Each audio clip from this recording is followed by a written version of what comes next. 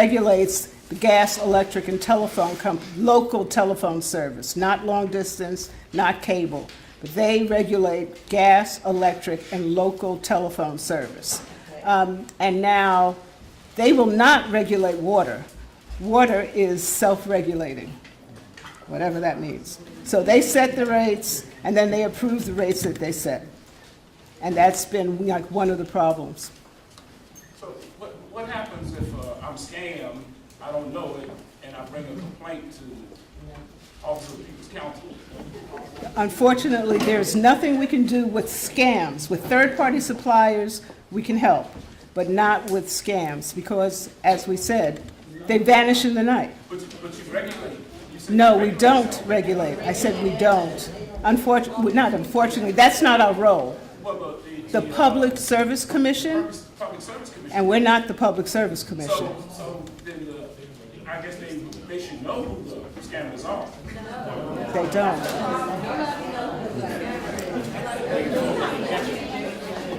Karen, go ahead. Did you want to say something?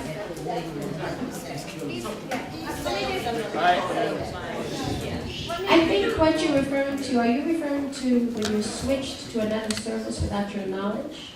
Third-party supplier? Isn't that a scammer? No. Well, yes, you would be being switched without your knowledge. That's They're called- two different, Without your knowledge. That's been called slam. Pepco, calling whatever. They're going to send you the service through that scam. we can help with third-party supplies. It's a little different. There's two different things. The third-party suppliers, which is, in some instances, a scam or abusive. They use abusive marketing techniques. But the scammers are totally different. They're just like a little group of people that are preying on individuals. They could be scamming anything. They have decided to scam electric companies. Electric customers. I'm sure that they are involved in other types of scams. The con men. These are con men, which is a little different from the third-party suppliers, who are legitimate businesses that are using abusive tactics targeted at seniors and low-income people because they know that they are vulnerable. But they're legitimate businesses. Now, we can help you with that. We don't regulate them, but if they are using abusive tactics, we can call them to come, and we can make certain that that their service is no longer providing you with that service, and we can get your money back in some instances. Yeah, and let me just add that with respect to scamming, if there was any way they could be found, then they would be prosecuted. And so that's why, I say that if you do end up becoming a victim, or if someone calls you, that you need to also, in addition to contacting our office, contacting the police, and contacting the Office of the Attorney General, because if by some miracle they could find these people, then they could be prosecuted. And also, I would add that you could call the Federal Trade Commission also, which is the federal agency, that handles these issues. But the problem again is you cannot find these people. It's just hard to trace. And that's what all the agencies are working on. Trace the money they get from No, it. you can't. That makes no Because it's a card.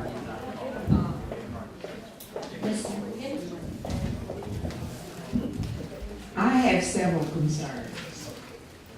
One is with the water company.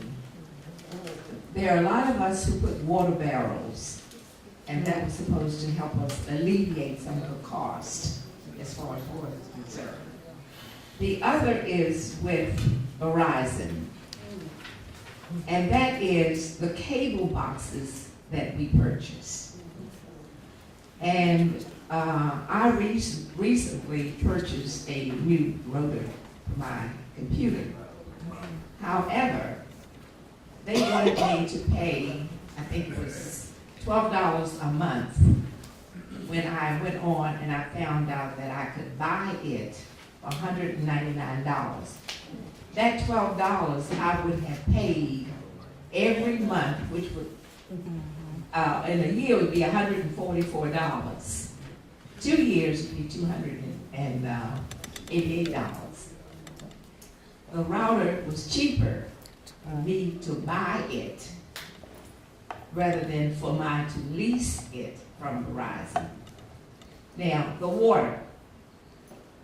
Years ago, when we allowed the water company to increase, that was to take care of all of the underground that they said that they were going to do. Since that time, our bills have continually to go up, up, up. Now, what do we need to do in order to get the water company back under DC government so that OPC can regulate our water bills? Okay. And I'm not joking. I mean, it's a very serious problem. One of the issues is that there are two issues. You know, you talked about the infrastructure improvements and upgrades that were a factor in the increased cost. The other issue was the cleanup of the Anacostia River, the CREAC, which gives the CREAC cost. And, you know, that is something that was a EPA, a consent decree, which the DC government agreed to, or was mandated, required to agree to. Now, the problem, of course, is it's there, it has a cost. The real issue is who pays and how do we pay, what's the methodology, who pays, who doesn't pay, and is that fair? Right now, residential consumers and some commercial consumers are paying it all. And the federal government, as well as the district government, are not required to pay that cost. That's a problem, you know, and that is the city council, as well as EPA and DC Water, to come up with a solution that would address that inequity. And that's one of the things that once we become involved, more involved, that we will be addressing. Now, we can't change it. But we don't regulate, we don't have the authority to regulate. We cannot change it, but we can advocate for it to be changed. We can contact our council members. You can contact your council members and, you know, demand that changes be made because it isn't fair. Lawrence? Good And you evening. know with Verizon Cable, we just don't regulate, that's the FCC, which is a joke. Good evening. My name is Mustafa Islam, I'm Commissioner for HCO5. And I'd like to thank Phil and ACC for putting this together. The information is significant. I know for the constituency that I'm dealing with, these are issues that they deal with every day. So what I would like to know is how can you work closer with ANC commissioners so that we have greater access to this information rather than having to search outside. I think we're at the point where we need to formalize relationships so that your office is more available, or we are even more aware of what you have to offer. I mean, just from what your staff shows and the staff that I've worked with, you have some of the most capacity in the community in terms of expertise and professionalism. And so it needs to be better integrated into the community. So I'd like to hear your thoughts of how we can formalize a greater relationship, particularly in fact in regard to the gentrifications going on, and a lot of it is really undermining our economic reality. And so how can your office help the community better position itself to deal with that kind of onslaught?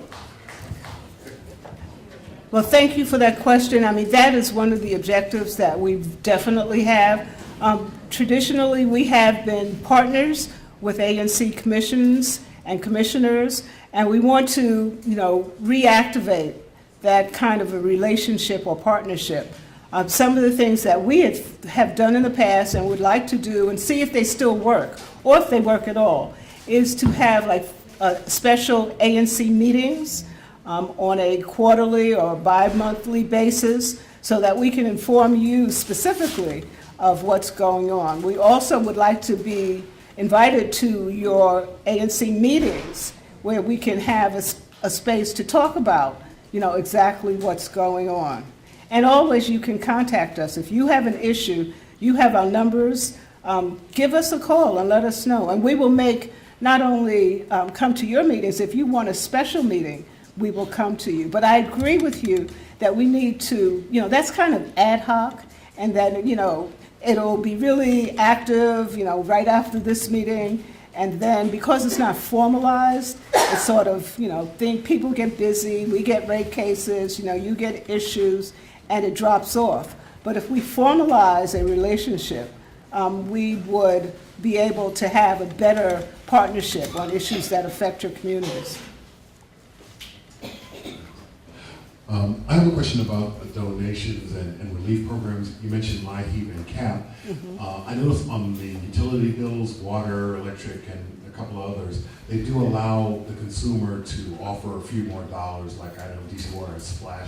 There's an equivalent thing for Petco. I'm just wondering, sometimes I'm reluctant to give to that, not because there's CAP and LIHEAP, but also I have no idea how the money is given to needy consumers.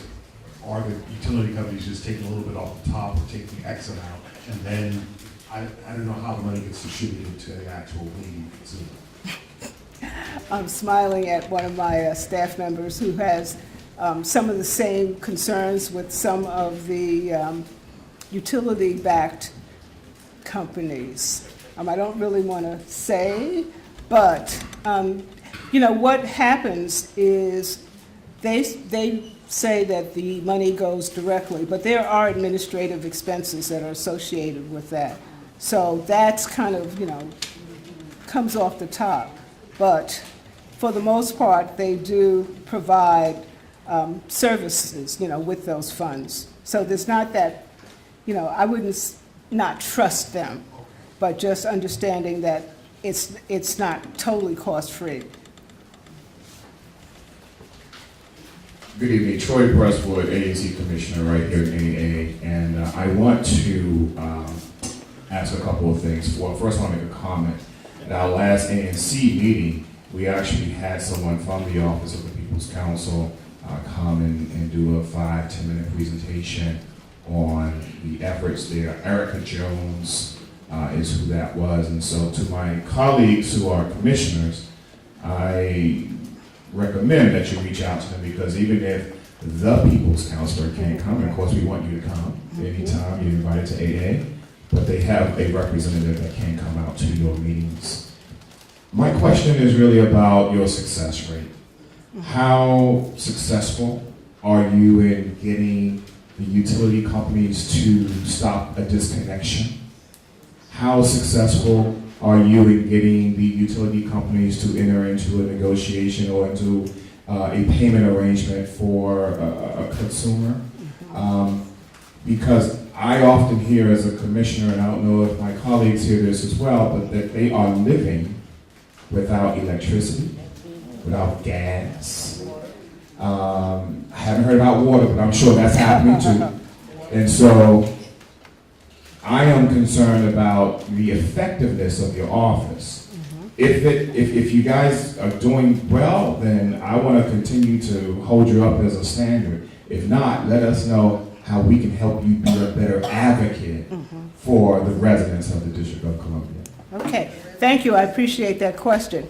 As a matter of fact, one of the presentations was going to go directly to that, but we cut it so that we would have an opportunity to hear from you. I am proud to say that our success rate is excellent. We have something close to like a 95% resolution. Yes.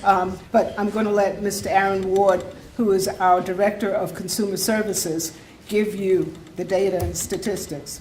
Now, the great thing about our office is once you get in contact with us, if you're facing a disconnection, if a consumer is facing a disconnection, the utility companies stall the disconnection until we can get some resolution.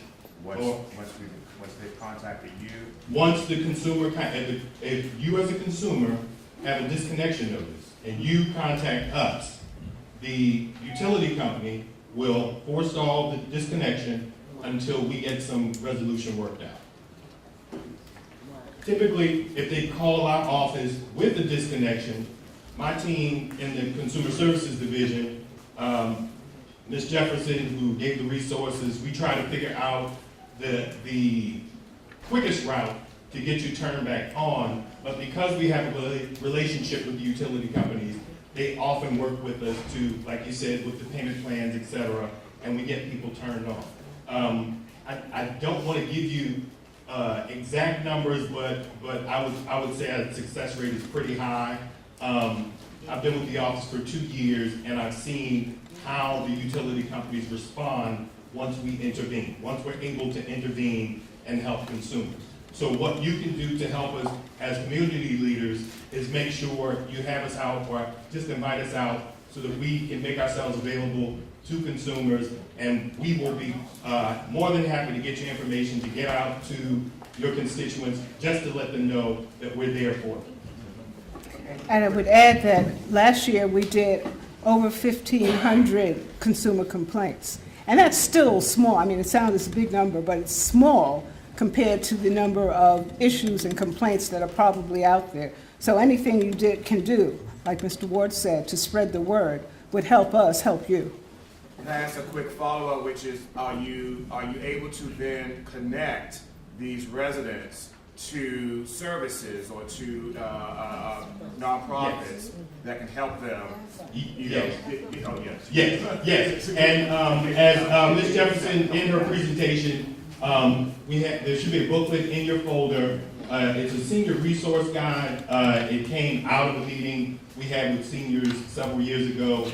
But the resource guide has the resources that we typically connect you to directly. The staff in the office have relationships with people with the Greater Washington Urban League, LIHEAP, et cetera. So if you give us a call, we will connect the dots and make it a lot easier for you. And I need to piggyback off of his question here. Why isn't that Pepco itself have some type of program that you can gridlock with these agencies, and you can take the steps and go ahead on and maybe do the reduction or reduce the price or take consideration in the amount of what you would take off? You can. I mean, this is, I'm saying Pepco personally, I never. If you call them, you can try and negotiate it with them. But if you have a challenge, you then call us. But you should try to work it out with them first. If it doesn't work out, then you call us. That's what we're here for. No. I think you misunderstand my question. I get what you're saying. You have another third party or second party entity, right? But if you have a like direct problem, I'm so far, knock on wood, I never had a problem with my bill with Pepco. But it's overpriced during the summer. I can totally agree with that. So with that being said, I have a problem with my bill, right? And I just want to understand some language. Everybody here might not be as impressed as you are. But I have a problem. Why can't I call Pepco directly? And Pepco take accountability and say, okay, we would take this bill because I'm probably having a hardship, furloughed or whatever, because this is not normal in the pattern of me missing a bill. Or someone that might have a low income with 3 kids. Why don't Pepco take the initiative to reduce the rate? Does it have it? Yes, Pepco has, you can call Pepco, you can call the 833-7500 number, and they will work out a plan with you as an individual. What we find in that people's counsel is, most of the plan that is worked out with the utility is still above and beyond what the consumer can do. So one of the first things we ask consumers when they call our office is, have you spoken to Pepco? And if they tell us they're still having a problem, then we intervene. We don't intervene because they are to go to the utility company first. That's your question, correct? Somewhat, but I'm here to talk about She's it. asking, she's We're talking- asking like the lobbying program that DC does, why can't Pepco have their own internal, Right. their own internal program to wipe or forgive a bill versus having to go to. Well, forgiveness, I like that word. Get their bill paid. Again, you're dealing with a corporation. You're dealing with a corporation. And I say, one of the things that we don't advocate, we're not advocating for people not to pay their bills. Sometimes, In my case, if there's a problem, a situation, I don't know the system. I don't want to scam, whatever it might be, right? I'm not getting here to blame it or anything. But the forgiveness, and I love that word, Mr. Gaston, Commissioner Gaston, that was a good word. Forgiveness, because I might decide to call and say, look, you know, it's a hardship, and it's not noticed in my bill, because I'm a good customer. So why aren't you forgiving me and crossing out this debt instead of sending me to Third Energy resource such and something of another program? Again, because they are a for-profit organization, and they are about their money. That's why I said it. And we have always, AB have always been there for her. With that being said, We have a couple more questions we want to get. If you want to follow up with one of our consumer services representatives, you can. But we're going to move on to the next question. Okay, I'm not gonna beat that dead horse anymore, so I'm gonna move on to another question. On these discount plans, with the different, utility companies, can you get all of them, the telephone, the electric, the gas, the water, or is one or the other? No. You can qualify for all of them, any service that you have. If you have gas or you have electric, you can qualify for both. Okay. Hello.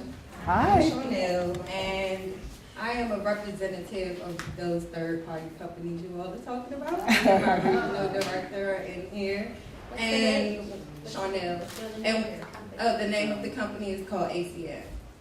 So one of the things that I did want to say is, if you do sign up and you later on figure out that you don't, then when you call and you disconnect, that's fine. But don't say that, oh, I didn't know, somebody signed me up, when you really the one who signed you up and you no longer want the service.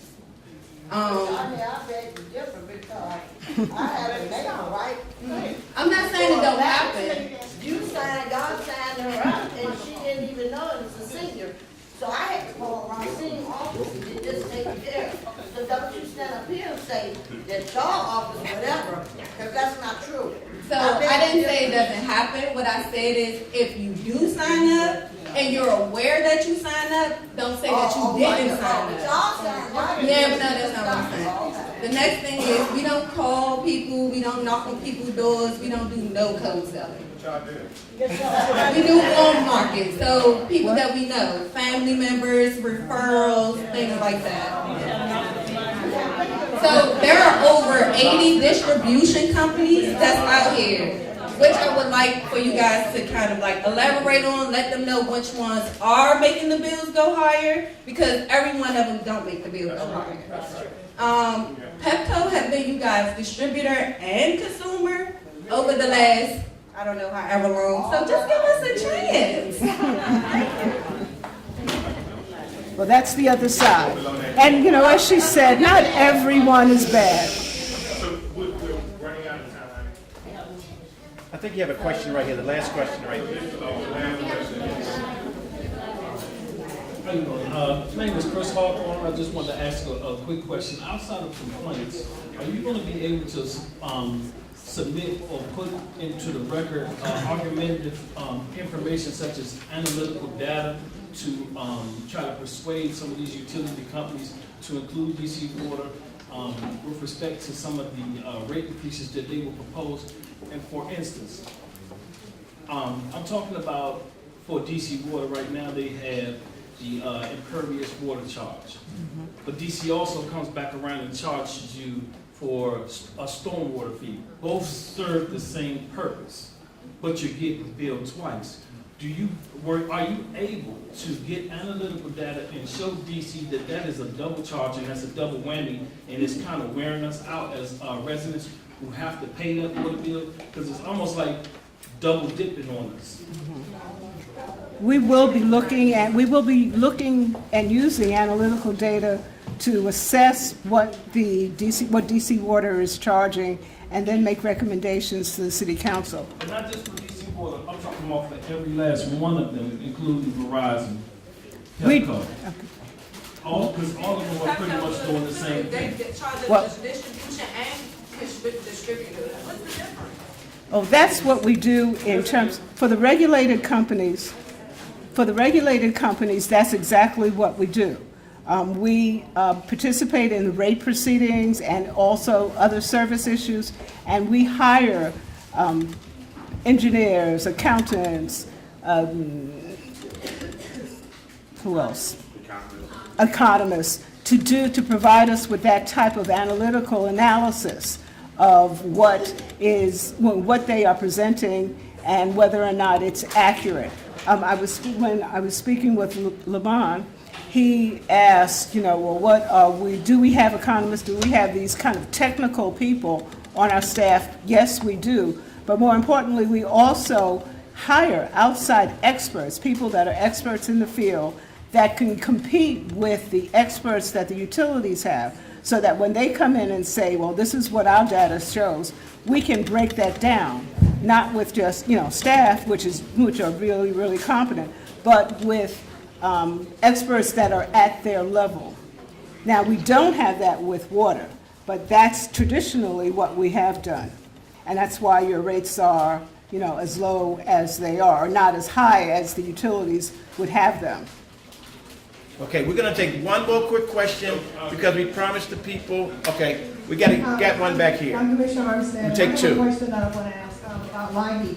So the LIHEAP program, can you only apply one time per year? Because you do have constituents who are going into hardships and that they cannot pay the bills because now this winter has been bad. Right. So if you're getting ready to pay the bill and you're looking for assistance, then I have a senior who has had and has exhausted all of her LIHEAP program or Money. payments. So now, what do I do with her other than making arrangements and she's going through some negotiations with Pepco and the gas company? Okay, Linda's gonna answer that question right there. Yes.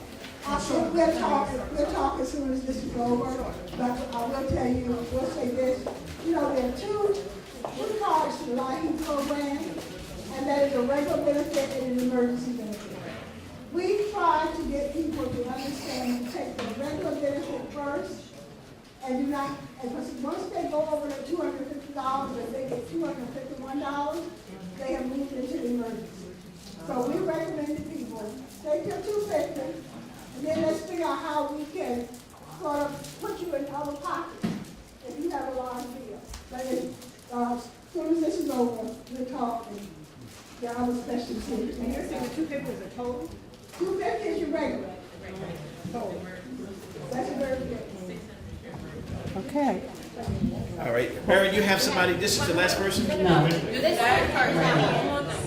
Okay, a quick question. A quick announcement, the parking lot on the side of the building is gonna have to be locked, so if you have your car parked on the side of the building, you should, try to get to it and move it as soon as you can. Okay. Not right now, but soon, that's why we were trying to Okay, close out. all righty. So I'm sorry. Okay, well, that's fine, thank you. Just like OPC, I too, am for the people, and I've helped the seniors so much with this topic, and I think it is amazing what you're doing here. I want to thank you for the education because it is needed. And one question that I have that we haven't been able to get answered yet is, with these third-party suppliers, if you have, if they're on the RAG program, how does that work with the third-party suppliers? Because a lot of them have told me that Pepco is telling them that if they choose a third-party supplier, then they're ineligible to receive RAG. So can you help? Tell me. Third-party suppliers cannot market to RAG customers in district. So that's true. So then that is correct. Okay, Aaron, last question. Good evening, Sergeant Matani, this is Darrell Gaston, ANC 1804. Recently, the DC Water, they submitted a proposed change to the impervious charge to go from a square footage of your flat land to a usage charge. And they submitted to Councilmember Che over the environmental change. I know that you all have very limited jurisdiction over DC Water as it's a quasi-government body, unlike other utilities. Right. Are you all going to, I guess, weigh in on that potential change before the council move to adopt or reject the impervious square footage change?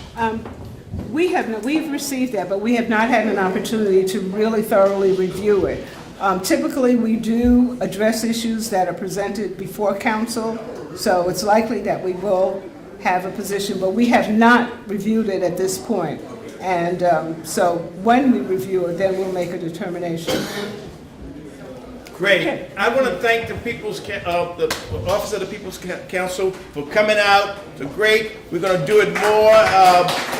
Maybe next year or the next 6 months we'll do it again. But thank you for all the information, and we will be getting back to you, ANC commissioners, and other ways we can assist. Thank you very much, and good night. Thank you very much for coming. We really appreciate the input, and we will follow up. Please leave your name with Aaron. It's all ready. Okay.